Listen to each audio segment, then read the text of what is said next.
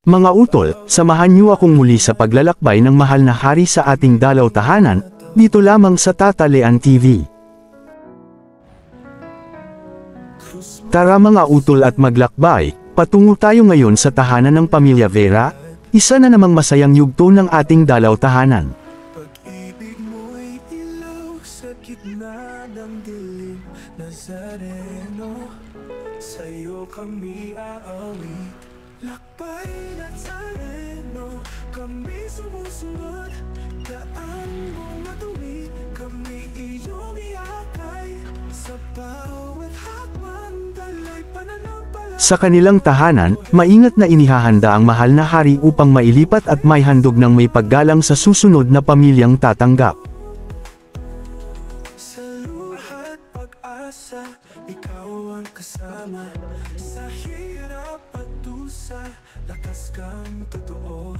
Pasanin mong krus, aming sasamahan, hanggang sa dulo, kami tapat nagmamahal. Lakbay Nazareno, kami sumusunod. Muli tayong maglalakbay, kasama ang mga utol, patungo naman sa tahanan ng Pamilya Enriquez. Bawat hakbang dalay pananampalataya, O Jesus Nazareno, buhay ka sa amin.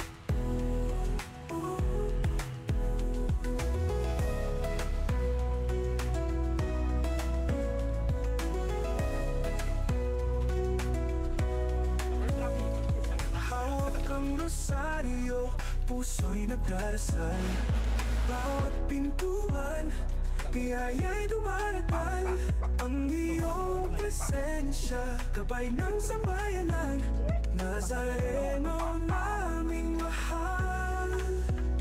Lakbay Nazareno, kami sumusunod, daan mong matuwid, kami iyong iakay, sa bawat hakbang dalay pananampalataya, O Jesus Nazareno, buhay ka sa Dito, sa isang team at formal na sandali, inihandog ng Pamilya Vera ang mahal na hari, at buong pusong tinanggap ng Pamilya Enriquez.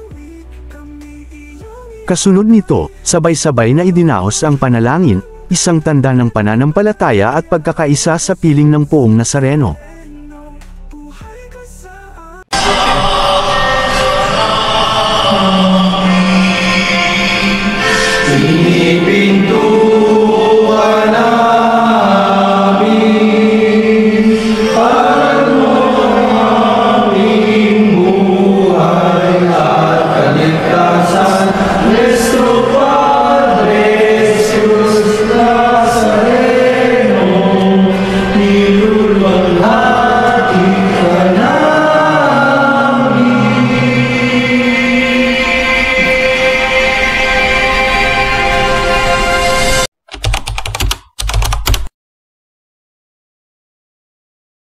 So ayun, naging deboto ako ng Nuestro Padre Jesus Nazareno simula 2015. 2015 yung una kong naging pagsama sa kanyang kapistahan, pero bago pa yon, nagsisimba na kami ng aking mama sa Quiapo Church.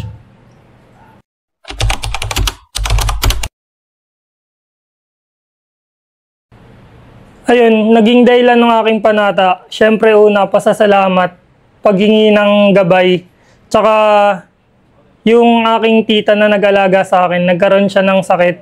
That time pa lang, sinabi na ng doktor na baka hindi na rin tumagal. Tapos ayun, nagtuloy-tuloy yun kasi nagkaroon ng himala sa akin dahil sinabi ng doktor na maswerte na kung makakaabot pa siya ng 3 taon, pero lately lang siya namatay, last August lang, umabot pa to ng 8 years. So yun na yung pinaka naging himala sa akin na talagang pinagdasal ko sa kanya.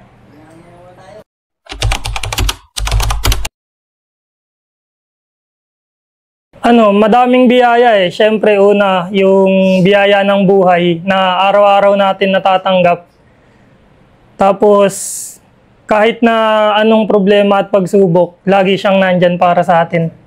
Nakatulong, nakagabay, syempre, para sa atin. Mga utol, natunghayan natin ang isa na namang yugto ng ating dalaw tahanan. Naway manatili ang biyaya at inspirasyon ng mahal na hari sa bawat pamilyang kanyang dinadalaw. Hanggang sa muli, dito lang sa Tata Lean TV.